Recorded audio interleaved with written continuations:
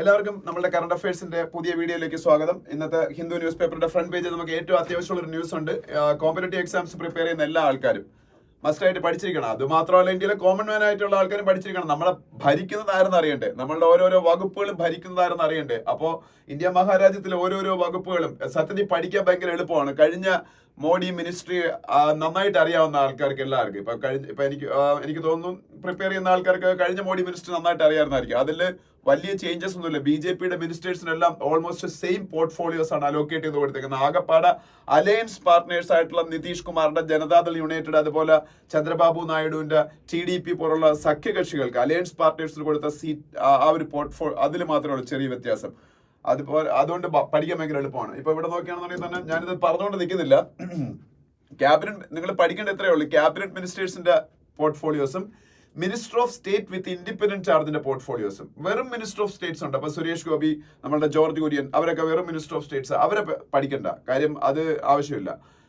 Cabinet ministers and minister of state with independent charge. Cabinet ministers തന്നെ ഏറ്റവും പ്രധാനപ്പെട്ട മിനിസ്റ്റേഴ്സിന് ഒരു മാറ്റവും ഇല്ല.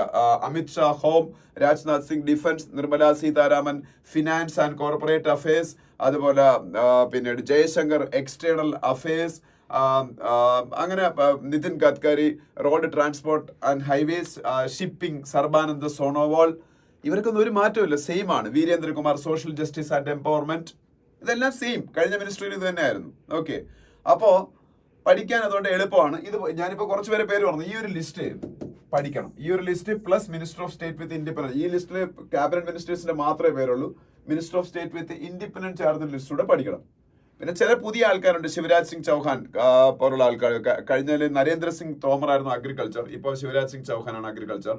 അങ്ങനെ ചില മാറ്റങ്ങൾ ആണ് ഉള്ളത്. അതുപോലെ പീയൂഷ് ഗോയലിനൊക്കെ സെയിം തന്നെയാണ്. Piyush Goyal commerce and industries ആയിരുന്നു കഴിഞ്ഞ തവണ, അത് തന്നെയാണ് പീയൂഷ് ഗോയലിന് ഇപ്പോഴും. പക്ഷേ ഫുഡ് ഒക്കെ പീയൂഷ് ഗോയലിന്റെ കയ്യിലായിരുന്നു, അതിപ്പം മാറ്റിയിട്ടുണ്ട്. പിന്നെ അതുപോലെ ജ്യോതിരാദിത്യ സിന്ധ്യക്ക് മാറ്റം വന്നിട്ടുണ്ട്. ജ്യോതിരാദിത്യ സിന്ധ്യ കഴിഞ്ഞ തവണ സിവിൽ ഏവിയേഷൻ ആയിരുന്നു. ഇപ്രാവശ്യം ജ്യോതിരാദിത്യ സിന്ധ്യക്ക് കമ്മ്യൂണിക്കേഷനും നോർത്ത് ഈസ്റ്റേൺ സ്റ്റേറ്റുകളുടെ ഡെവലപ്മെന്റും ആണ്. പിന്നീട് പിന്നെ ചേഞ്ച് വളരെ കുറച്ച് ചേഞ്ചസേ ഉള്ളൂ. അശ്വിനി വൈഷ്ണവിന് സെയിം ആണ്. കഴിഞ്ഞ തവണ അദ്ദേഹത്തിന് റെയിൽവേ, ഇൻഫർമേഷൻ ടെക്നോളജി, ടെലികമ്മ്യൂണിക്കേഷൻ ഒക്കെ അദ്ദേഹത്തിനായിരുന്നു. അത് തന്നെയാണ് പ്രാവശ്യം അദ്ദേഹത്തിന്. Information and broadcasting, electronics and information technology, railway ഒക്കെ അദ്ദേഹത്തിന്. അങ്ങനെ പഠിക്കാൻ നല്ല എളുപ്പമാണ്. ഓക്കെ, അപ്പൊ അത് പഠിക്കണം മസ്റ്റായിട്ട്. പിന്നെ ഫ്രണ്ട് പേജില് മണിപ്പൂരിന്റെ കുറച്ച് കാര്യങ്ങളാണ്. മണിപ്പൂരിലെ ഞാൻ ഇന്നലെയൊക്കെ പറഞ്ഞ കാര്യം തന്നെ, മെയ്റ്റി കമ്മ്യൂണിറ്റിയും കുക്കി കമ്മ്യൂണിറ്റിയും തമ്മിലുള്ള എത്നിക് കോൺഫ്ലിക്റ്റിന്റെ പേരിൽ മണിപ്പൂരിൽ തൗസൻഡ്സ് ഓഫ് ആൾക്കാർ ഡിസ്പ്ലേസ്ഡ് ആവുകയും കുറെ ആൾക്കാർ മർഡർ ചെയ്യപ്പെടുകയും ചെയ്തിട്ട് ആ ഒരു റയറ്റ് സ്റ്റാർട്ട് ചെയ്തിട്ട്, മണിപ്പൂർ റയറ്റ് സ്റ്റാർട്ട് ചെയ്തിട്ട് അറൌണ്ട് 1 year ആയി. Still there is no abating of the riot.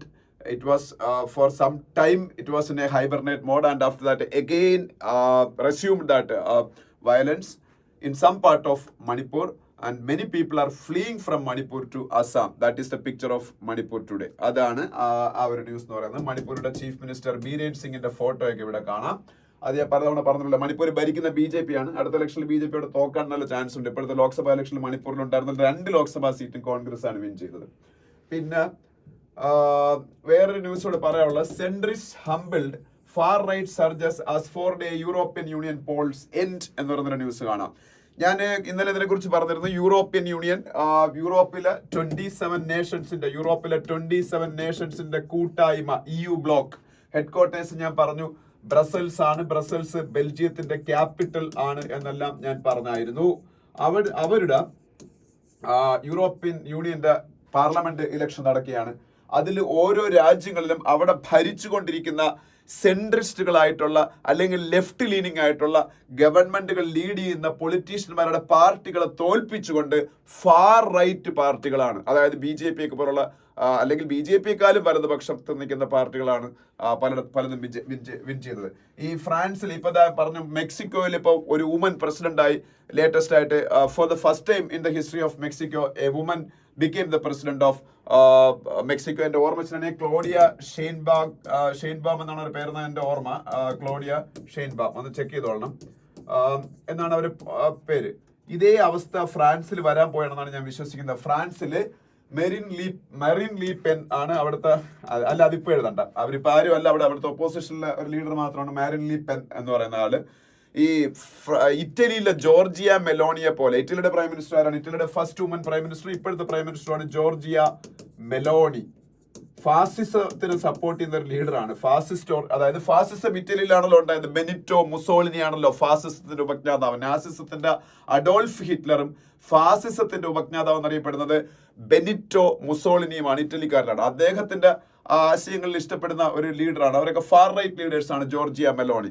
ആ ജോർജിയ മെലോണിയെ പോലെ ഇറ്റലിയുടെ പ്രൈം മിനിസ്റ്ററായ ജോർജിയ മെലോണിയെ പോലെ ഫ്രാൻസിന്റെ പ്രസിഡന്റ് ആവാൻ വലിയ സാധ്യതയുള്ള ഒരാളാണ് മാരിൻ ലീ പെൻ എന്ന് പറയുന്നത്. അവര് ഇപ്പൊ അവിടുത്തെ ഈ യൂറോപ്യൻ യൂണിയന് വേണ്ടി ഫ്രാൻസിൽ നടന്ന ഇലക്ഷനിൽ അവിടുത്തെ ഇപ്പോഴത്തെ പ്രസിഡന്റായ ഇമാനുവൽ മാക്രോണിന്റെ പാർട്ടിയെ തറപറ്റിച്ചുകൊണ്ടും അവര് ഒരുപാട് സീറ്റുകൾ നേടി. അതുകൊണ്ട് ഇന്നലെ ഇമാനുവൽ മാക്രോൺ ഫ്രാൻസിൽ സ്നാപ്പ് ഇലക്ഷൻ ഡിക്ലെയർ ചെയ്തു, പെട്ടെന്ന് ഇലക്ഷൻ ഡിക്ലെയർ ചെയ്തു. എനിക്കൊന്ന് അടുത്ത മാസം കൊണ്ട് ഫ്രാൻസിൽ ഇലക്ഷനാണ്. ഓക്കെ, അപ്പൊ പറഞ്ഞു. അതുപോലെ ഫ്രാൻസ് മാത്രമല്ല, ജർമ്മനിയിൽ ഇതുപോലെയാണ്. ജർമ്മനി ചാൻസലർ ആണല്ലോ ഭരിക്കുന്നത്. ജർമ്മനിക്ക് അവിടുത്തെ കോൺസ്റ്റിറ്റ്യൂഷനിൽ ഏറ്റവും ബിഗ്ഗസ്റ്റ് പൊസിഷൻ ഈ ചാൻസലർ പൊസിഷനാണ്. അല്ലാതെ നമ്മളെ ഇന്ത്യയിലെ പോലെ പ്രൈം മിനിസ്റ്ററും അല്ലെങ്കിൽ ഫ്രാൻസിലെ പോലെ പ്രസിഡന്റ് ഒന്നും അല്ല. ജർമ്മനിയുടെ ചാൻസലർ ഒലാഫ് ഷോൾസ് ആണ്. ജർമ്മനിയുടെ ചാൻസലർ ആരാണ്? Olaf shawls. അപ്പോ ഒരു സെക്കൻഡ്.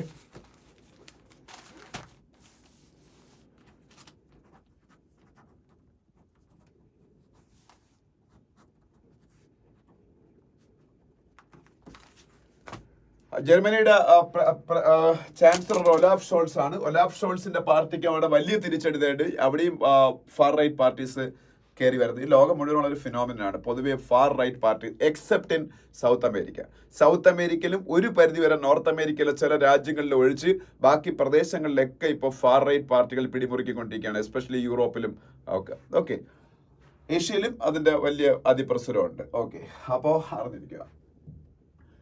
നാളെ മുതൽ ഞാൻ മിക്കവാറും ഹിന്ദു ന്യൂസ് പേപ്പർ ഡിസ്കസ് ചെയ്യുന്നതിന്റെ പാറ്റേൺ മാറ്റും. ഇപ്പൊ ഞാൻ ഡിസ്കസ് ചെയ്തുകൊണ്ടിരിക്കുന്നത് from the first page then going to second page, അങ്ങനെ പൊയ്ക്കൊണ്ടിരിക്കുന്നത്. പക്ഷെ എനിക്ക് തോന്നുന്നത് കുറച്ചുകൂടെ നല്ലത് എഡിറ്റോറിയൽ പേജിൽ നിന്ന് സ്റ്റാർട്ട് ചെയ്യുന്നതാണ് എന്നാണ്. എഡിറ്റോറിയൽ പേജും ഓപ്പോസിറ്റ് എഡിറ്റോറിയൽ പേജും ടെക്സ്റ്റ് ആൻഡ് കോൺടെക്സ്റ്റ് പേജിലുള്ള കാര്യങ്ങൾ, നമുക്ക് അത്യാവശ്യമുള്ള കാര്യങ്ങൾ വല്ലതൊക്കെ ഉണ്ടെങ്കിൽ അതൊക്കെ ഡിസ്കസ് ചെയ്തതിനു ശേഷം ബാക്കി ഇങ്ങോട്ട് വരുന്നതായിരിക്കും നല്ലത്. കാരണം പലപ്പോഴും സംഭവിക്കുന്നത് നമ്മൾ കൂടുതൽ പ്രാധാന്യം ഇവിടെ കൊടുത്ത് പോകുമ്പോൾ അവിടെ ചെല്ലുമ്പോൾ കൂടുതൽ നല്ല കണ്ടന്റുള്ള കാര്യങ്ങൾ പലതും ഉള്ളത് ഫാസ്റ്റായിട്ട് ഡിസ്കസ് ചെയ്യേണ്ട ഒരു അവസ്ഥ വരുന്നത്. അപ്പോൾ അതുകൊണ്ട് ഞാൻ മിക്കവാറും ആ ഒരു രീതി മാറ്റാൻ ചാൻസ് ഉണ്ട്. ഓക്കെ, അത് ഇനിയിപ്പോൾ നെക്സ്റ്റ് പേജിലേക്ക് പോകുമ്പോൾ ഒരേ ഒരു ന്യൂസ് ഇവിടെ നമ്മൾ പഠിക്കാവുള്ളൂ. സിക്കിമിന്റെ പുതിയ ചീഫ് മിനിസ്റ്റർ ആയിട്ട് ഇന്നലെ ഒരാൾ അധികാരമേറ്റു. അത് ആരായിരിക്കും നിങ്ങൾക്ക് അറിയാം. കഴിഞ്ഞ ക്ലാസ്സിലൊക്കെ ഞാൻ ഒരുപാട് ഡിസ്കസ് ചെയ്തിട്ടുള്ളതാണ്. സിക്കിം എന്ന് പറയുന്ന സ്റ്റേറ്റ് ഒരു നോർത്ത് ഈസ്റ്റേൺ സ്റ്റേറ്റ് ആണ്, ഒരു വടക്ക് കിഴക്കൻ സംസ്ഥാനമാണ്. സിക്കിമിന്റെ ക്യാപിറ്റൽ ഗാംഗ്ടോക്ക് ആണെന്നൊക്കെ നിങ്ങൾക്ക് അറിയാം. സിക്കിമിൽ ജയിച്ചത് SKM എന്ന് പറയുന്ന പാർട്ടിയാണ്, സിക്കിം ക്രാന്തികാരി മോർച്ച. അതിന്റെ പ്രേം സിംഗ് തമാങ് ആണ് പുതിയ ചീഫ് മിനിസ്റ്റർ ആയിട്ട് അവിടെ സത്യപ്രതിജ്ഞ ചെയ്തത്. അദ്ദേഹം തന്നെയായിരുന്നു അവിടുത്തെ ചീഫ് മിനിസ്റ്റർ പ്രേം സിംഗ് തമാങ്. അപ്പോ അവിടുത്തെ ഗവർണർ ലക്ഷ്മൺ പ്രസാദ് ആചാര്യ. ഗവർണറാണല്ലോ ചീഫ് മിനിസ്റ്ററിന് സത്യപ്രതിജ്ഞ ചൊല്ലിക്കൊടുക്കുന്നത്. അപ്പൊ Lakshman Prasad Acharya is the governor of Sikkim. Okay, പിന്നീട് ബാക്കി ന്യൂസുകൾ ഒന്നും തന്നെ ഇവിടെ ആവശ്യം ഉള്ളത് അല്ല. ഇനി നമ്മൾ നെക്സ്റ്റ് പേജിലേക്ക് പോകുമ്പോ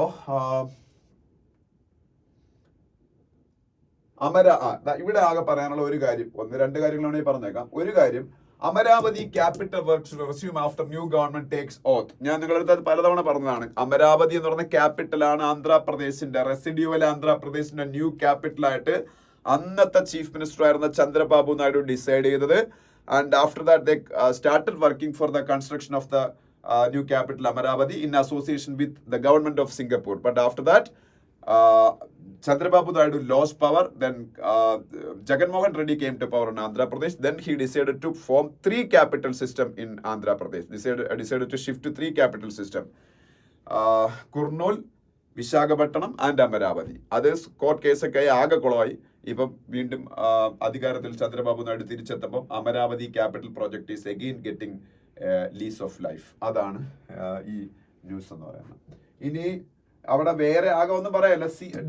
DK ശിവകുമാറിന്റെ ഒരു ഫോട്ടോ ഉണ്ട്. ആരെന്ന് ഞാൻ പറയുന്നുള്ളൂ. DK ശിവകുമാർ നിങ്ങൾക്ക് അറിയാമായിരിക്കും ഒരു പക്ഷേ. DK Shivakumar is the deputy chief minister of Karnataka.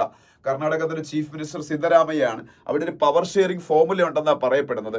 Power sharing formula അനുസരിച്ച് first 2.5 years, first 2.5 years chief minister will be Siddaramaiah, and after that DK Shivakumar will take charge as the chief minister of Karnataka എന്നൊരു power sharing agreement ഉണ്ടെന്ന് പറയുന്നു. പക്ഷേ ചിലർക്ക് അത് ഇപ്പോഴേ സിദ്ധരാമയ്യ മാറിക്കൊടുക്കാൻ പറ്റില്ല. I will be the chief minister of Karnataka for 5 years എന്നാണ് ഇപ്പോഴൊക്കെ പറയുന്നത്. അപ്പോൾ അത് മിക്കവാറും പ്രോബ്ലം ആവാൻ ചാൻസ് ഉണ്ട്. Now he's the deputy chief minister of Karnataka DK Shivakumar.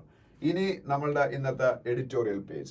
Editorial പേജിൽ 2 എഡിറ്റോറിയൽസും ഡെയിലി നല്ല രീതിയിൽ വായിക്കണം എന്ന് ഞാൻ പറഞ്ഞിട്ടുണ്ട്. ഫസ്റ്റ് എഡിറ്റോറിയൽ വളരെ സിമ്പിൾ ആയിട്ടുള്ള എഡിറ്റോറിയലാണ്. യഥാർത്ഥത്തിൽ പൊളിറ്റിക്കൽ എഡിറ്റോറിയൽ ആയതുകൊണ്ട് തന്നെ കണ്ടന്റ് വൈസ് നമുക്ക് അത്ര ആവശ്യമൊന്നുമല്ല. നമ്മളാരും സെഫോളജിസ്റ്റുകളൊന്നും അല്ല. സെഫോളജിസ്റ്റ് എന്ന് പറഞ്ഞാൽ എന്താണ്? സെഫോളജിസ്റ്റുകളാണെങ്കിൽ നമ്മൾ, അല്ലെങ്കിൽ ഒരു പൊളിറ്റീഷ്യൻ ആണെങ്കിലേക്ക് നിങ്ങൾ ഈ ലെവലിൽ അത് വായിക്കേണ്ട ആവശ്യമുള്ളൂ. സെഫോളജിസ്റ്റ് മീൻസ് ഇലക്ഷനുകളെ കുറിച്ച് പഠിക്കുകയും ആ ഇലക്ഷനുകൾ നിങ്ങൾ എക്സിറ്റ് പോളൊക്കെ കണ്ടിട്ടില്ലേ? എക്സിറ്റ് പോളൊക്കെ ചെയ്യുന്നത് അവരാണ്, സെഫോളജിസ്റ്റുകളാണ്. Exit poll, opinion poll, these all things are being done by sephologist. They are studying elections and they are predicting elections. അത്തരത്തിലുള്ള ആൾക്കാരാണ് സെഫോളജിസ്റ്റുകൾ എന്ന് പറയുന്നത്. അപ്പൊ അതുപോട്ടെ, അത് അറിഞ്ഞിരിക്കണം, ഒരു വൊക്കാബുലറി ആണ്. അപ്പോൾ ഞാൻ പറഞ്ഞ ഫോർ പ്ലൂറാലിറ്റി എന്ന് പറഞ്ഞ എഡിറ്റോറിയലില് CSPS ലോക്നിധി എന്ന് പറയുന്ന ഒരു സർവേ നടത്തുന്ന ഗ്രൂപ്പ് ഇലക്ഷന് പോസ്റ്റ് പോൾ ഒരു അനാലിസിസ് നടത്തി, അല്ലെങ്കിൽ പോസ്റ്റ് പോൾ സർവേ നടത്തി.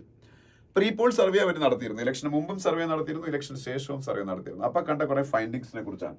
BJPക്ക് റെഡ്യൂസ്ഡ് മെജോറിറ്റിയാണ് കിട്ടിയത്. BJPക്ക് ഒറ്റയ്ക്ക് ഭൂരിപക്ഷം കിട്ടിയില്ലെന്ന് നമുക്കറിയാം. 240 സീറ്റ്സ് BJP വിൻ ചെയ്തുകൊണ്ട് ദേ became the largest political outfit in India after the election.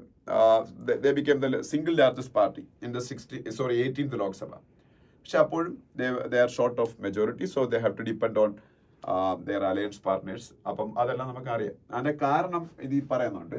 ഒന്ന്, പ്രധാനമന്ത്രി നരേന്ദ്രമോദിയുടെ പോപ്പുലാരിറ്റി സ്റ്റാഗ്നേറ്റഡ് ആയിക്കൊണ്ടിരിക്കുന്നു. ഗവേണൻസിൽ സാറ്റിസ്ഫാക്ഷൻ കുറയുന്നു. റീജിയണൽ പാർട്ടീസ് കൂടുതൽ സ്ട്രോങ് ആവുന്നു. കോൺഗ്രസ് പാർട്ടിക്ക് ഒരു ചെറിയ രീതിയിൽ റീജുവനേഷൻ ഉണ്ടായി. ഹിന്ദുത്വ എന്ന് പറയുന്ന BJPയുടെ പൊളിറ്റിക്കൽ ഐഡിയോളജി ഹിന്ദി ഹാർട്ട്ലാൻഡിലാണ് ഏറ്റവും കൂടുതൽ ക്ലച്ച് പിടിക്കുന്നത്, ഈ ഉത്തർപ്രദേശും രാജസ്ഥാനിലൊക്കെ. പക്ഷെ അവിടെ കുറച്ചൊന്ന് ഫെയ്ഡായി. ഇതൊക്കെയാണ് അതിന്റെ കാരണം. ഇതുകൊണ്ടാണ് BJPക്ക് ഇലക്ഷനിൽ സിംഗിൾ മെജോറിറ്റി കിട്ടാതിരുന്നതെന്നും CSDSന്റെ പോസ്റ്റ് പോൾ സർവേ പറയുന്നു. ഇതുപോലെ ഒരു പ്രീ പോൾ സർവേ അവർ നടത്തിയായിരുന്നു ഈ പറഞ്ഞ ഹിന്ദി ഹാർട്ട്ലാൻഡ് ഉത്തർപ്രദേശിലൊക്കെ. അപ്പൊ അൺഎംപ്ലോയ്മെന്റ്, പ്രൈസ് റൈസും വലിയൊരു വിഷയമായിട്ട് അന്നത്തെ ആൾക്കാർ പറഞ്ഞിരുന്നു. എന്നാലും 46% ആൾക്കാർ BJP അല്ലെങ്കിൽ NDA സപ്പോർട്ട് ചെയ്യുള്ളൂ പറഞ്ഞിരുന്നത്. പക്ഷെ ഇലക്ഷൻ കഴിഞ്ഞപ്പോൾ എന്ത് സംഭവിച്ചെന്ന് വെച്ചാൽ 46% വോട്ട് അവർക്ക് കിട്ടിയില്ല. 43.6% വോട്ടേ കിട്ടിയുള്ളൂ. അതേ സമയത്ത് ഇന്ത്യ ബ്ലോക്കിന് തൃണമൂൽ കോൺഗ്രസിന്റെയും കൂടെ വോട്ട് നോക്കിയാണെന്നുണ്ടെങ്കിൽ 41.4% വോട്ട് കിട്ടി. അപ്പൊ ഒരു ചെറിയൊരു ഡിഫറൻസ് വോട്ട് പെർസെന്റേജിൽ ഉള്ളൂ. കഴിഞ്ഞ ഇലക്ഷനിൽ BJP വിജയിപ്പിക്കുന്ന ഒരുപാട് ഘടകങ്ങൾ ഉണ്ടായിരുന്നു. Means 2019 election, the last election, BJP ഇന്ത്യയുടെ ഹിസ്റ്ററിയിൽ BJP എന്ന് പറയുന്ന പാർട്ടി ഏറ്റവും കൂടുതൽ സീറ്റ് വിൻ ചെയ്ത ഇലക്ഷനാണ്. 303 സീറ്റ്സ് BJP ഒറ്റയ്ക്ക് വിൻ ചെയ്തിരുന്നു. അതിന് കാരണമായിട്ട് അവർ പറയുന്നത് ഒന്ന് ബാലാക്കോട്ടിൽ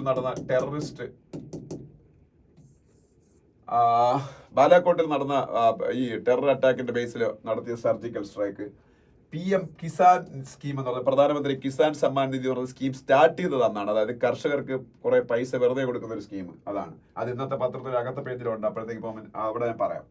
പിന്നെ 10% റിസർവേഷൻ ഈ അപ്പർ കാസ്റ്റുകാർക്കും കൊടുക്കാൻ തുടങ്ങിയ, എക്കണോമിക്കലി വീക്കർ ആയിട്ടുള്ള ആൾക്കാരെയും കൊടുക്കാൻ തുടങ്ങിയ ആ ഒരു സംഭവം. ഇതുപോലുള്ള കുറെ സ്കീമുകളാണ് അന്ന് BJP ജയിപ്പിച്ചത്. പക്ഷെ ഇത്തരത്തിലുള്ള ഒരു നറേറ്റീവ് ക്രിയേറ്റ് ചെയ്യുന്ന അത്തരത്തിലുള്ള സ്കീമുകളോ ഒന്നും, അല്ലെങ്കിൽ ഇത്തരത്തിലുള്ള പൊളിറ്റിക്കൽ ഇഷ്യൂസ് ഒന്നും ഇന്ന് ഇല്ലായിരുന്നു. അത് BJPയെ സഹായിച്ചില്ല. അതുകൊണ്ട് തന്നെ BJPക്ക് ഒരു വലിയ വിജയം ഉണ്ടാക്കി കൊടുക്കുന്ന അത്തരത്തിലുള്ള നറേറ്റീവ്സ് ഇപ്പോഴത്തെ ഇലക്ഷനിൽ സൃഷ്ടിച്ചെടുക്കാൻ BJPക്ക് കഴിഞ്ഞില്ല. പക്ഷേ അവർ ഒഡീഷയിലും തെലങ്കാനയിലും വലിയ നേട്ടം ഉണ്ടാക്കി. ആ നേട്ടം പോലും അവർക്ക് ഹിന്ദി ഹാർട്ട്ലാൻഡ് ഉണ്ടായ കോട്ടം നികത്താൻ തക്ക നേട്ടമായി അല്ലായിരുന്നു. അതൊക്കെയാണ് ഫസ്റ്റ് പാരഗ്രാഫിൽ പറഞ്ഞത്. സെക്കൻഡ് പാരഗ്രാഫിൽ പറയുന്നത് ദളിതർ, BJPയുടെ വലിയൊരു സപ്പോർട്ട് ബേസ് ആയിരുന്നു Dalit communities in UP, Rajasthan, Bihar etcetera. ആ ദളിത് കമ്മ്യൂണിറ്റി, അതുപോലെ അതർ OBCs, ഇങ്ങനെയുള്ള ആൾക്കാർ ഉത്തർപ്രദേശിലൊക്കെ സമാജ്വാദി പാർട്ടിക്കും കോൺഗ്രസിനും ഒപ്പം നിന്നു.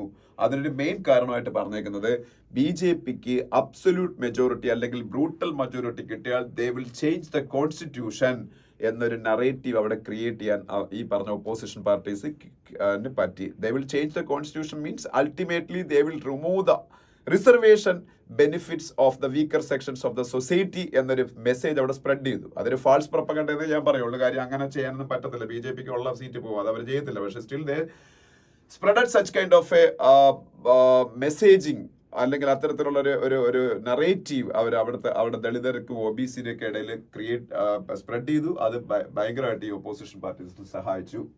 പക്ഷേ BJPയെ പേടിപ്പെടുത്തേണ്ട ഒരു കാര്യം, പോസ്റ്റ് പോളിൽ ഇലക്ഷന് ശേഷം ആരെയാണ് കൂടുതൽ പ്രധാനമന്ത്രിയായിട്ട് സപ്പോർട്ട് ചെയ്യുന്നത് ഉത്തർപ്രദേശുകാരുടെ ഇടയിൽ ഒരു സർവേ നടത്തിയപ്പോൾ ചരിത്രത്തിൽ ആദ്യമായിട്ട് രാഹുൽ ഗാന്ധിക്ക് 36%, പ്രധാനമന്ത്രി മോഡിക്ക് 32% സപ്പോർട്ടേ കിട്ടിയുള്ളതാണ് പറയുന്നത് ഈ CSDS-ന്റെ ഇതില്. അപ്പം അതൊക്കെ ഈ പറയുന്നുണ്ട്. പിന്നെ പക്ഷേ ഹിന്ദുത്വയ്ക്ക് ഇപ്പോഴും അതിശക്തമായ വേരോട്ടം വേറെ ചില സ്റ്റേറ്റുകളിലുണ്ട്. ഗുജറാത്ത്, മധ്യപ്രദേശ്, ഛത്തീസ്ഗഡ് പോലുള്ള സ്റ്റേറ്റുകളിൽ, അതുപോലെ ഹിമാചൽ പ്രദേശ്, ഉത്തരാഖണ്ഡ് പോലുള്ള സ്റ്റേറ്റുകൾ, അവിടെയൊക്കെ കോൺഗ്രസിനും അവരുടെ ഇന്ത്യ ബ്ലോക്കിനൊന്നും വലിയ നേട്ടമൊന്നും ഉണ്ടാക്കാൻ പറ്റിയില്ല. അതുപോലെ കർണാടകത്തിലും കോൺഗ്രസ് ഭരിക്കുന്ന സ്റ്റേറ്റ് ആയിരുന്നിട്ട് പോലും BJP അവിടെ വലിയ നേട്ടം ഉണ്ടാക്കി. അതിന് കാരണം BJPയുടെ social coalition in Karnataka was very formidable എന്നാണ് പറയുന്നത്. അപ്പൊ ഈ ഒരു ഇലക്ഷനിൽ നിന്ന് ഒപ്പോസിഷൻ പാർട്ടീസ് മനസ്സിലാക്കേണ്ട കാര്യം എന്താണെന്നും അവർ പറയുന്നുണ്ട്. എവിടെയൊക്കെ ഈ ഒപ്പോസിഷൻ പാർട്ടീസ് പവറിലുണ്ടോ അവിടെയെല്ലാം NDAയുടെ BJPയുടെ മോഡൽ ഓഫ് ഗവേണൻസിന് ഒരു ആൾട്ടർനേറ്റീവ് ക്രിയേറ്റ് ചെയ്തുകൊണ്ട് പബ്ലിക്കിന്റെ അറ്റൻഷൻ കൂടുതൽ ഇതാണ് നല്ല മോഡൽ ഓഫ് ഗവേണൻസ് എന്ന് അവരുടെ മുന്നിൽ പ്രൂവ് ചെയ്യാൻ ഈ ഒപ്പോസിഷൻ പാർട്ടീസിന് കഴിയണം. ഇവിടെ ഇപ്പൊ കർണാടകത്തിൽ കോൺഗ്രസ് അധികാരത്തിലുണ്ട്. അവർക്ക് ദേശീയ തലത്തിൽ BJP ഗവൺമെന്റ് നടപ്പാക്കുന്ന നയങ്ങളെക്കാളും വ്യത്യസ്തമായ നയങ്ങൾ നടപ്പാക്കിക്കൊണ്ട് ഇതാണ് കുറച്ചുകൂടെ നല്ല നയം എന്നവർക്ക് ഇതാക്കാം.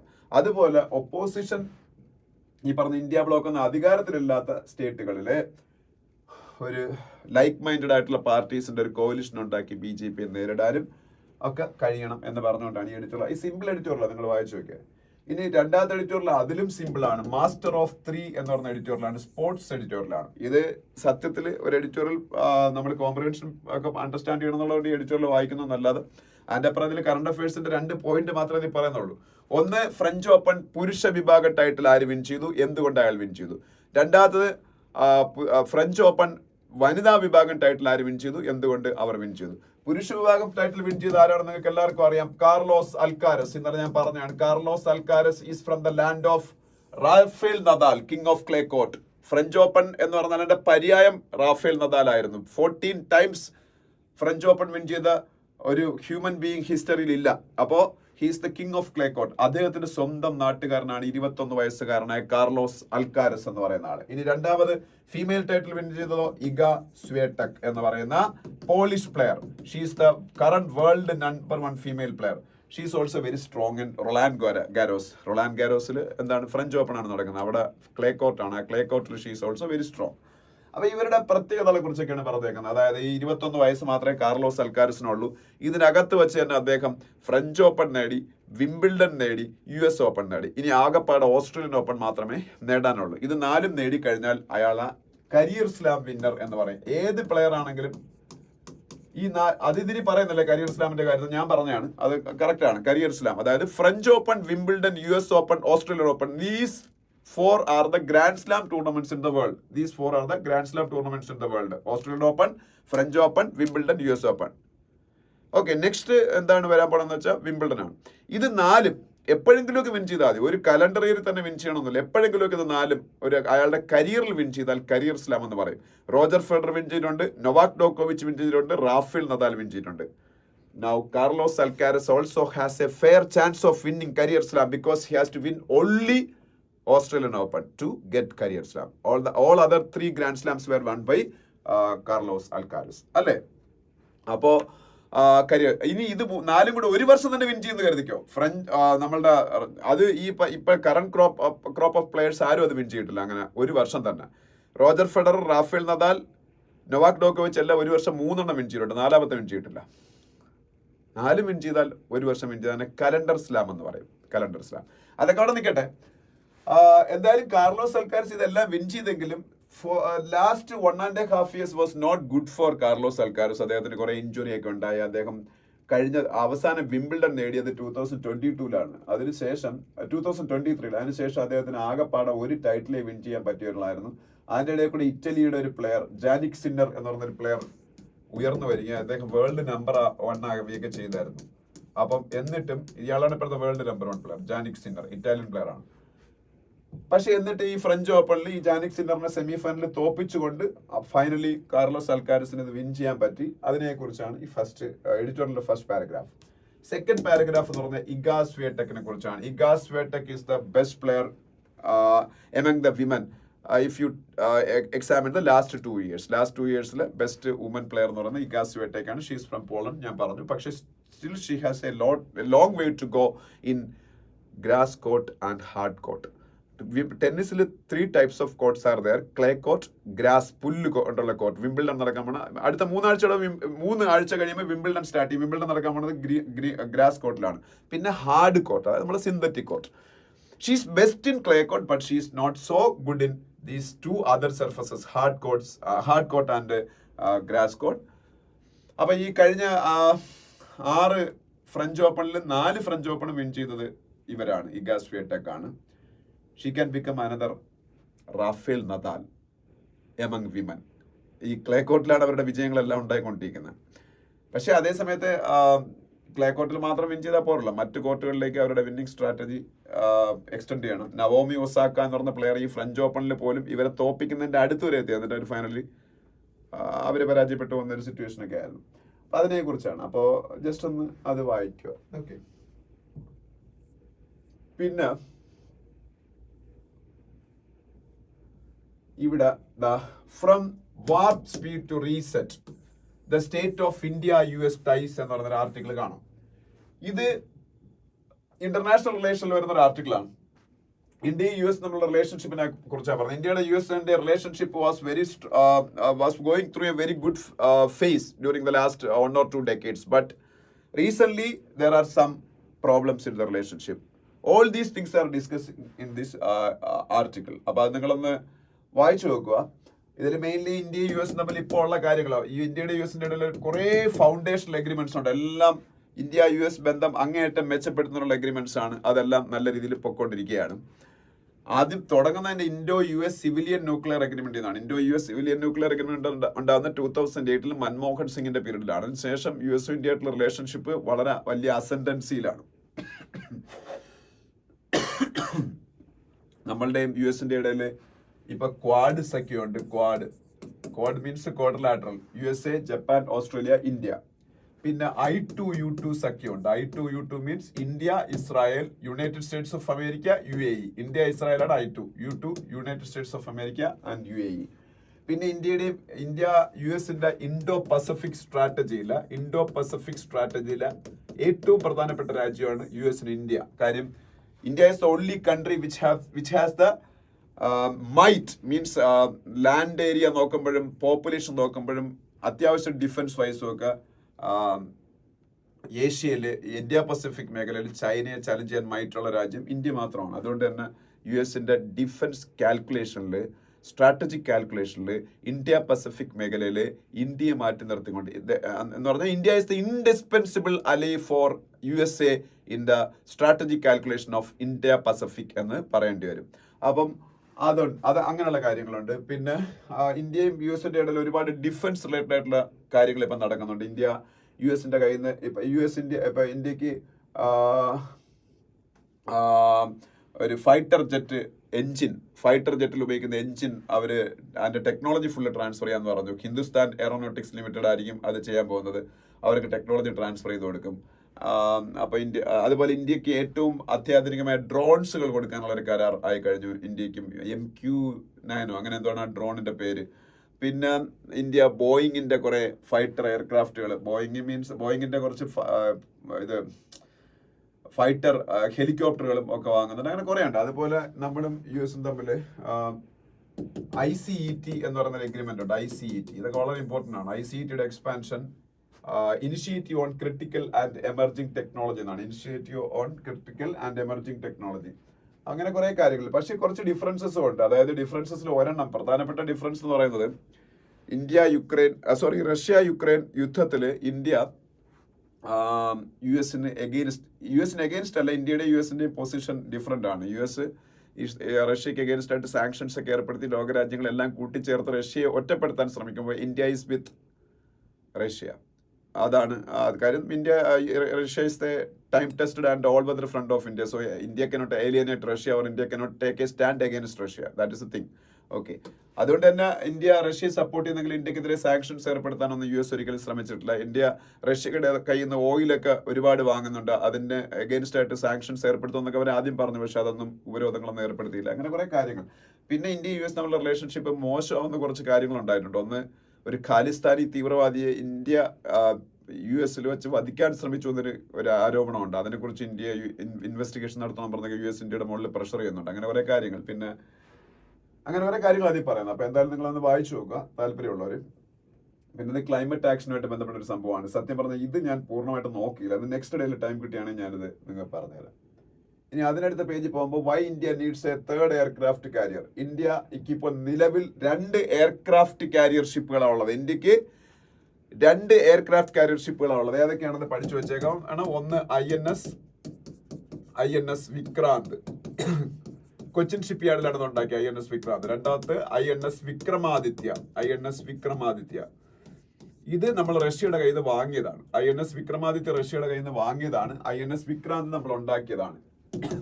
അതുകൊണ്ട് തന്നെ ഇതിന് IAC-1 എന്ന് പറയും. IAC-1 indigenously made aircraft carrier 1. India ആദ്യമായിട്ട് ഇന്ത്യയിൽ ഉണ്ടാക്കിയ എയർക്രാഫ്റ്റ് കാരിയർ. ഇൻഡിജിനസ്ലി മെയ്ഡ് എന്ന് പറയുന്നത് നമ്മളിവിടെ ഉണ്ടാക്കുന്നത്. ഇൻഡിജിനസ്ലി മെയ്ഡ് എയർക്രാഫ്റ്റ് കാരിയർ 1 ആണ് INS വിക്രാന്ത്. ഇനി IAC-2 ഉണ്ടാക്കാൻ പോയ അതിനുള്ള കരാർ ഉടനെ സെൻട്രൽ ഗവൺമെന്റ് കയ്യിൽ നിന്ന് കൊച്ചിൻ ഷിപ്പ് യാർഡിൽ കിട്ടുമെന്ന് പറഞ്ഞ അതിനെ കുറിച്ചൊരു ആർട്ടിക്കിളാണ്. അതൊരു ഡിഫൻസ് മേഖലയിലുള്ള ഒരു ആർട്ടിക്കിളാണ്. താല്പര്യമുള്ളവർ വായിച്ചു നോക്കാം. പിന്നെ താഴോട്ട് വരുമ്പോൾ confidence about economy declines after consistent recovery എന്ന് പറഞ്ഞൊരു ആർട്ടിക്കിൾ കാണാം. ഇത് സംഭവം എന്താണെന്ന് വെച്ചാൽ റിസർവ് ബാങ്ക് ഓഫ് ഇന്ത്യ ബൈമന്ത്ലി നടത്തുന്ന ഒരു സർവേയെ കുറിച്ചാണ്. കൺസ്യൂമർ കോൺഫിഡൻസ് സർവേ എന്ന് പറയും. അപ്പൊ ഇതൊന്ന് പഠിച്ചു വെച്ചാൽ ഇത് ആരാണ് ഉണ്ടാക്കുന്നത്? Consumer confidence survey. Consumer confidence survey ഇത് 2 മാസം കൂടുമ്പോ ബൈമന്ത്ലി ആണ്. റിസർവ് ബാങ്ക് ഓഫ് ഇന്ത്യയുടെ മെയിൻ ഫംഗ്ഷനിൽ ഒന്നായ monetary policies also bimonthly think. Bimonthly 2 months കൂടുമ്പോഴാണ് മോണിറ്ററി പോളിസി. ബൈമന്ത്ലി കൂടുമ്പോഴാണ് 2 months കൂടുമ്പോഴാണ്. ഞാൻ കഴിഞ്ഞ ക്ലാസ്സിൽ പറഞ്ഞാണ്.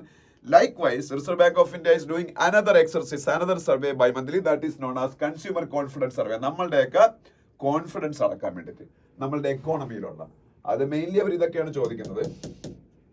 നമ്മളുടെ എക്കോണമിയിൽ നമ്മളുടെ വിശ്വാസം, ഇൻകത്തിൽ നമുക്ക് ഭാവിയിലുള്ള ഉണ്ടാവാൻ ഇൻകത്തിനെ കുറിച്ച്, ഇൻഫ്ലേഷനെ കുറിച്ച്, എക്സ്പെൻഡിച്ചർ ട്രെൻഡ്സിനെ കുറിച്ച്, അതിനെക്കുറിച്ചാണ് നിങ്ങൾക്ക് വായിക്കാൻ താല്പര്യമുള്ള എക്കോണമിയായിട്ട് ബന്ധപ്പെട്ട ഒരു ആർട്ടിക്കിളാണ്. വായിക്കാൻ താല്പര്യമുള്ളവർ വായിച്ചു വെക്കുക. കൺസ്യൂമർ കോൺഫിഡൻസ് ഇപ്പോൾ ഒരു സർവേ നടത്തി ഇന്ത്യക്കാരുടെ കൺസ്യൂമർ കോൺഫിഡൻസ് കുറച്ച് കുറഞ്ഞെന്നാണ് ഇത് പറയുന്നത്. ഇനി next,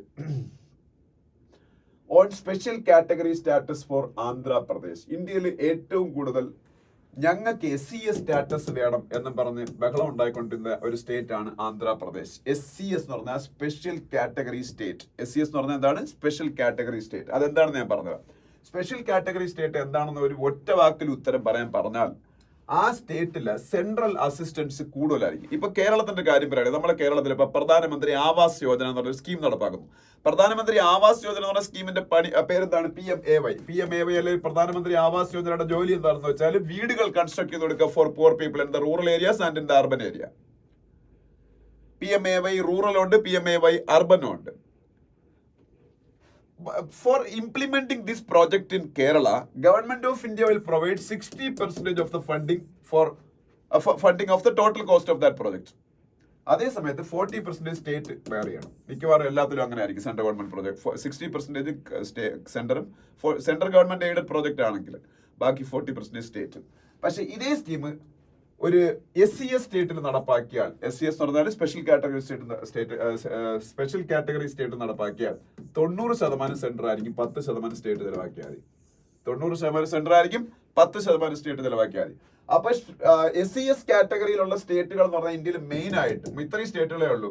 Arunachal Pradesh, Assam, Himachal Pradesh, Jammu and Kashmir, Manipur, Meghalaya, Mizoram, Nagaland, Sikkim, Tripura and Uttarakhand. ഇത്രയും സ്റ്റേറ്റുകളാണ്. അതിന്റെ കാര്യം എന്ന് വെച്ചാൽ ഫിനാൻസ് കമ്മീഷന്റെ ഒക്കെ റെക്കമെൻഡേഷൻ, ഇന്ത്യയിൽ ഫിനാൻസ് കമ്മീഷൻ ഉണ്ട്. ഇപ്പൊ 16th ഫിനാൻസ് കമ്മീഷനാണ് ഇപ്പൊ നിലവിലിരിക്കുന്നത്. 16th finance commission. അതിന്റെ ചെയർമാനാണ് അരവിന്ദ് പനഗരിയ. പരീക്ഷയ്ക്കൊക്കെ ചോദിക്കും. 16th ഫിനാൻസ് കമ്മീഷന്റെ ചെയർമാൻ അരവിന്ദ് പനഗരിയ. അവരുടെ ഡെഫിനിഷൻ അനുസരിച്ച് ഹില്ലി സ്റ്റേറ്റുകള്, അതുപോലെ ട്രൈബൽ പോപ്പുലേഷൻ കൂടുതലുള്ള സ്റ്റേറ്റുകള്, ലോ ഡെൻസിറ്റി പോപ്പുലേഷൻ ഉള്ള സ്റ്റേറ്റുകള്, ഇന്റർനാഷണൽ ബോർഡറിന് അടുത്തുള്ള സ്റ്റേറ്റുകള്, socio economic and industrial backwardness ഉള്ള സ്റ്റേറ്റുകള്, അഡിക്കേറ്റ് സ്റ്റേറ്റ് ഫിനാൻസ് ഇല്ലാത്ത സ്റ്റേറ്റുകൾ, അവർക്കൊക്കെ ഇത് കൊടുക്കാവുള്ളൂ. ആന്ധ്രാപ്രദേശ് അതുകൊണ്ട് തന്നെ ഈ ഒരു കാറ്റഗറിയിൽ ക്വാളിഫൈ ചെയ്യുന്നില്ല. അവര് ട്രൈബൽ സ്റ്റേറ്റ് അല്ല, അവർ ഹില്ലി സ്റ്റേറ്റ് അല്ല, അവർ ഇന്റർനാഷണൽ ബോർഡറിനടുത്ത് കിടക്കുന്ന സ്റ്റേറ്റ് അല്ല, അവർക്ക് അഡിക്വേറ്റ് ഫിനാൻസസ് ഇല്ലാത്ത സ്റ്റേറ്റ് അല്ല, ഇൻഡസ്ട്രിയലി ബാക്ക്വേർഡ് ആയിട്ടുള്ള സ്റ്റേറ്റ് അല്ല. So they are not at all qualifying for getting the SCS category status, special category status. പക്ഷേ ചന്ദ്രബാബു നായിഡു ഇപ്പൊ NDAയുടെ പാർട്ണറാണ്. NDAക്ക് അവരെ ഡിപ്പെൻഡ് ചെയ്തേ പോകാൻ പറ്റുള്ളൂ. അതുകൊണ്ട് തന്നെ അവർ ചിലപ്പോൾ അത് മേടിച്ചെടുക്കാനുള്ള സാധ്യതയുണ്ട്. ഇപ്പൊ അതാണ് ഇപ്പൊ വീണ്ടും ഈ ഒരു ചർച്ച മുന്നിലേക്ക് വരാൻ കാരണം. അത് ഇങ്ങനെ ആന്ധ്രാപ്രദേശ് ചോദിക്കുന്നതിന് കാര്യമുണ്ട്. ആന്ധ്രാപ്രദേശിന്റെ main source of income was Hyderabad. But Hyderabad has gone once Telangana state was created in the year 2014 June 2. അപ്പൊ അവർക്ക് ആ ഒരു മെയിൻ സോഴ്സ് ഓഫ് ഇൻകം പോയി. അതുകൊണ്ടാണ് അവർ ചോദിക്കുന്നത്. ഓക്കെ, പിന്നെ ഇത് ഞാൻ കൂടുതൽ ഡീറ്റെയിൽ ആയിട്ട് പറഞ്ഞ ന്യൂ കാലിഡോണിയ എന്ന് പറഞ്ഞൊരു പ്രദേശത്തെ കുറിച്ചാണ്. ന്യൂ കാലിഡോണിയ എന്ന് പറഞ്ഞാൽ പസഫിക് ഓഷനിലുള്ള ഒരു ആർച്ചിപെലാഗോ ആണ്. ഇത് ഫ്രാൻസിന്റെ അധീനതയിലാണ്. ആർച്ചിപെലാഗോ എന്ന് പറഞ്ഞാൽ എന്താണ്? Archipelago means collection of islands. Archipelago means collection of islands. വേൾഡിലെ പല രാജ്യങ്ങളും ആർച്ചിപെലാഗോസ് ആണ്. ശ്രീലങ്ക ഈസ് ആൻ ആർച്ചിപെലാഗോ, ഒരുപാട് ഐലൻഡ്സ് ചേർന്നാണ്. Indonesia is an archipelago. ഇന്ത്യയിൽ ഒരു യൂണിയൻ ടെറിട്ടറി ആയ ആൻഡമാൻ ആൻഡ് നിക്കോബാർ ഐലൻഡ്സ്, പേര് തന്നെ ആൻഡമാൻ ആൻഡ് നിക്കോബാർ ഐലൻഡ്സ് എന്നാണ്, collection of islands. So Andaman and Nicobar islands is an archipelago. World's biggest archipelago. പരീക്ഷയ്ക്ക് ഞാൻ ബാങ്ക് ടെസ്റ്റ് എഴുതിയപ്പോൾ എനിക്ക് ചോദിച്ചൊരു ക്വസ്റ്റൻ ആണ്, വേൾഡിലെ ബിഗ്ഗസ്റ്റ് ആർച്ചിപെലാഗോ. പരീക്ഷയ്ക്ക് ചോദിച്ചത് ഇന്തോനേഷ്യ, വേൾഡിലെ biggest archipelago Indonesia. But New Caledonia is an archipelago in the Pacific Ocean which is controlled by France. ഫ്രാൻസിലുള്ളതല്ല, പക്ഷെ ഫ്രാൻസിന്റെ ഒരു കോളനി ആയിരുന്നു പണ്ട്. ഇപ്പോഴും ഫ്രാൻസിന്റെ അധീനതയിലാണ്. ഇനി ഈ പേജിൽ പോകുമ്പോ ഇവിടെ പ്രത്യേകിച്ചൊന്നും പറയല്ല. നവാസ് ഷെരീഫ് പാകിസ്ഥാന്റെ പൊളിറ്റീഷ്യനാണ്, പ്രൈം മിനിസ്റ്റർ ഒന്നും അല്ല. പാകിസ്ഥാന്റെ പ്രൈം മിനിസ്റ്റർ അദ്ദേഹത്തിന്റെ ബ്രദറാണ് ഷഹബാസ് ഷെരീഫ്. അവരൊക്കെ മോഡിയെ കൺഗ്രാജുലേറ്റ് ചെയ്ത കാര്യമൊക്കെയാണ് പുതിയ പ്രൈം മിനിസ്റ്റർ ആയിട്ട് മോഡി വീണ്ടും വന്നതിനെ കുറിച്ച്. നെക്സ്റ്റ് പേജിൽ ഇതാ പറഞ്ഞത് PM Kisan Nidhi instalment release to 9.3 crore farmers.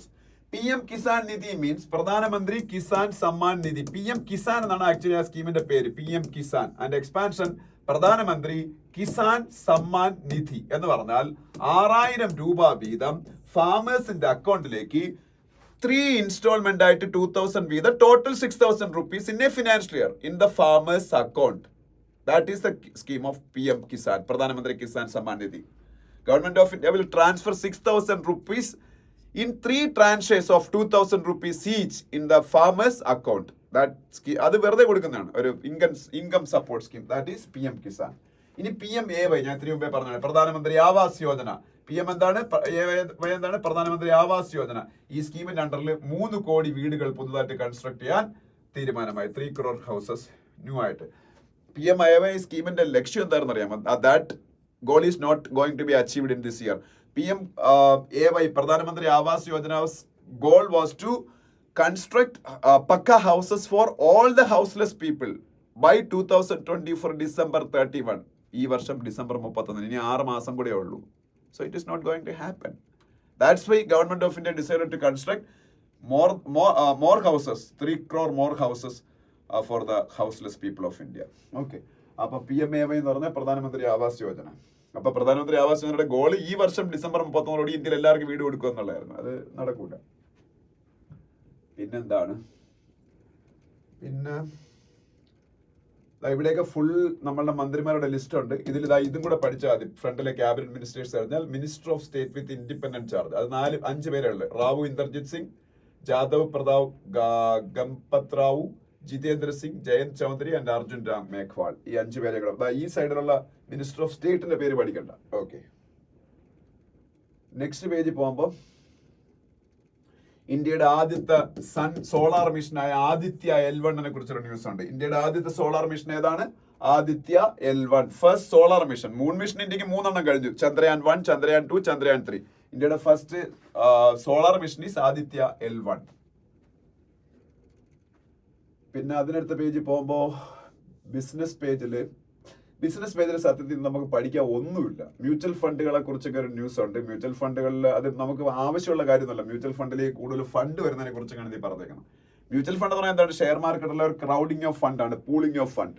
Share മാർക്കറ്റിൽ ഡയറക്ട്ലി ഇൻവെസ്റ്റ് ചെയ്യാൻ താല്പര്യമില്ലാത്ത ആൾക്കാരാണെന്നുണ്ടെങ്കിൽ, ഡയറക്ട്ലി ഇപ്പൊ എനിക്ക് ഇൻവെസ്റ്റ് ചെയ്യാൻ താല്പര്യം ഉണ്ടെങ്കിൽ I will definitely invest in any of the equity I want to invest, any of the shares I want to invest. പക്ഷേ if I am not ready to directly invest in the stock market, but I want to take benefits from the share market, I have to indirectly invest in the stock market. For that, there is some avenues. അതിൽ ഒരെണ്ണമാണ് mutual fund എന്ന് പറയുന്നത്. എനിക്ക് ഓരോരോ companies mutual ഫണ്ടുകൾ ഇറക്കും, അതിനകത്ത് invest ചെയ്യാം. അപ്പം മ്യൂച്വൽ ഫണ്ട് കമ്പനീസ് ഈ പണം എല്ലാം കൂടെ എന്നെ പോലെ കോടിക്കണക്കിന് ആൾക്കാർ ഇതുകൊണ്ട് ഇൻവെസ്റ്റ് ചെയ്യാം, അല്ലെങ്കിൽ ലക്ഷക്കണക്കിന് ആൾക്കാർ. ഇതുകൊണ്ട് അങ്ങനെ കിട്ടുന്ന ഫണ്ട് ഈ കമ്പനി കൊണ്ട് പല ഷെയറിൽ ഇൻവെസ്റ്റ് ചെയ്യും. അപ്പോൾ അവർക്ക് അതിൽ നിന്ന് പ്രോഫിറ്റ് ഉണ്ടാക്കാൻ അറിയാം. ആ കിട്ടുന്ന പ്രോഫിറ്റ് നമുക്ക് എല്ലാവർക്കും ഡിവൈഡ് ചെയ്തിട്ട്, so ultimately we will get profit. But if you directly invest in equities, there is no guarantee that we will get profit from those shares, because it is always risky. പക്ഷെ ഇതങ്ങനെയല്ല. അതാണ് mutual fund എന്ന് പറയുന്നത്. Next പേജിൽ, international പേജിൽ ഇവിടെ ഇത് പഠിക്കാനുള്ളതാണ്. India welcomes Egypt, Iran, UAE, Saudi Arabia and Ethiopia joining BRICS. BRICS എന്നുള്ള പേര് തന്നെ Brazil, Russia, India, China, South Africa എന്നായിരുന്നു. Brazil, Russia, India, China, South Africa, ഈ 5 രാജ്യങ്ങളുടെ ഗ്രൂപ്പ് ആയതുകൊണ്ടാണ് പേര് ബ്രിക്സ് എന്ന് വന്നത്. പക്ഷേ that name didn't change, but now more countries joined BRICS grouping. Even if the name is BRICS, more countries joined BRICS. ആ countries ഏതൊക്കെയാണെന്ന് അറിഞ്ഞിരിക്കണം. പരീക്ഷയ്ക്ക് ചോദിക്കും, പഠിക്കാൻ എളുപ്പമാണ്. ഗൾഫിൽ 2 രാജ്യങ്ങൾ, ഏറ്റവും പ്രധാനപ്പെട്ട 2 ഗൾഫ് രാജ്യങ്ങൾ ഏതൊക്കെയാണ്? സൗദി അറേബ്യ, UAE, ഇവർ രണ്ടുപേരും ഉണ്ട്. പിന്നെ അതിനടുത്ത് തന്നെയുള്ള വേറൊരു വെസ്റ്റ് ഏഷ്യൻ കൺട്രി ഈജിപ്റ്റ്, പിന്നെ ഇറാൻ എന്ന് പറയുന്ന വേറൊരു രാജ്യം. ഈ ഗൾഫ് മേഖലയിൽ അടുത്ത് കിടക്കുന്ന രാജ്യങ്ങളായി 4 രാജ്യവും: Saudi Arabia, UAE, Iran and Egypt. പിന്നെ ഒരു ആഫ്രിക്കൻ രാജ്യം എത്യോപ്യ. ആക്ച്വലി അർജന്റീന ഉണ്ടായിരുന്നു, പക്ഷെ അർജന്റീന ചൈനയോട് ഭയങ്കര എതിർപ്പായതുകൊണ്ട് ചൈന ഈ ഗ്രൂപ്പിലുള്ളതുകൊണ്ട് അവർ വിത്ഡ്രോ ചെയ്തു. അർജന്റീനയുടെ പ്രസിഡന്റ് പുതിയ ആളായതിനു ശേഷം അങ്ങനെ സംഭവിച്ചത്. അർജന്റീനയുടെ പുതിയ പ്രസിഡന്റ് പേര് ജാവിയർ മിലേയി എന്നാണ്. ജാവിയർ മിലേയി അർജന്റീനയുടെ പ്രസിഡന്റ്. പിന്നെ കണ്ടോ, ഞാൻ ഇതാ പറഞ്ഞ, ഫ്രാൻസിൽ ഇലക്ഷൻ ഡിക്ലെയർ ചെയ്തു ഇമാനുവൽ മാക്രോൺ. ഫ്രാൻസിന്റെ പ്രസിഡന്റ് ആണ് ഇമാനുവൽ മാക്രോൺ. പിന്നെ സ്പോർട്സ് പേജിൽ നമുക്ക് അഭിമാനിക്കാവുന്ന ഒരു ന്യൂസ്. ടെന്നീസിൽ ഇന്ത്യയുടെ നമ്പർ 1 പ്ലെയർ ആയ സുമിത് നഗൽ വേൾഡ് റാങ്കിങ്ങില് NAGAL ആണ്. സുമിത് നഗൽ വേൾഡ് റാങ്കിങ്ങിൽ 77th റാങ്ക് അച്ചീവ്. അത് വലിയ നേട്ടമാണ്. കാര്യം ടെന്നീസിൽ 77th റാങ്ക് ഒക്കെ അച്ചീവ് എന്ന് വെച്ചാൽ ഭയങ്കര പാടാണ്. Tennis is A very demanding game, physically demanding ഗെയിമാണ്. ഭയങ്കര സ്റ്റാമിനയൊക്കെ ഉള്ളവർക്ക് അത് കളിക്കാൻ പറ്റുള്ളൂ.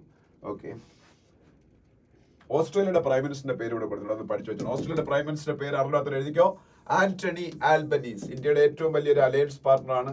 ഇന്ത്യക്ക് അലയൻസ് അങ്ങനെയല്ല, ഇന്ത്യക്ക് ഏറ്റവും നല്ല ഫ്രണ്ട്ഷിപ്പ് ഉള്ള രാജ്യമുണ്ട്, ആന്റണി ആൽബനീസിന്റെ Australia. Anthony Albanese, ANTHONY, Anthony Albanese, Australian prime minister. Sports page പോകുമ്പോൾ പ്രത്യേകിച്ചൊന്നും പറയാനില്ല. ഈ ഫോർമുല 1 റേസിൽ, വേൾഡിലെ ഫാസ്റ്റസ്റ്റ് സ്പോർട്സ് ആയ ഫോർമുല 1 റേസിൽ മാക്സ് വെർസ്റ്റപ്പൻ എന്ന് പറയുന്ന ഇപ്പോഴത്തെ വേൾഡ് ചാമ്പ്യൻ, F1 ഇപ്പോഴത്തെ വേൾഡ് ചാമ്പ്യൻ ആരാണ്? F1 world champion max Verstappen ആണ്. അയാൾ തന്നെ ഇപ്പോഴും വിൻ ചെയ്തുകൊണ്ടിരിക്കുന്നത്. കനേഡിയൻ ഗ്രാൻഡ് പ്രിക്സ് അയാൾ തന്നെ വിൻ ചെയ്തു. അതിനെ കുറിച്ചൊരു ന്യൂസ് കാണാം. നെക്സ്റ്റ് പേജ് പോകുമ്പോ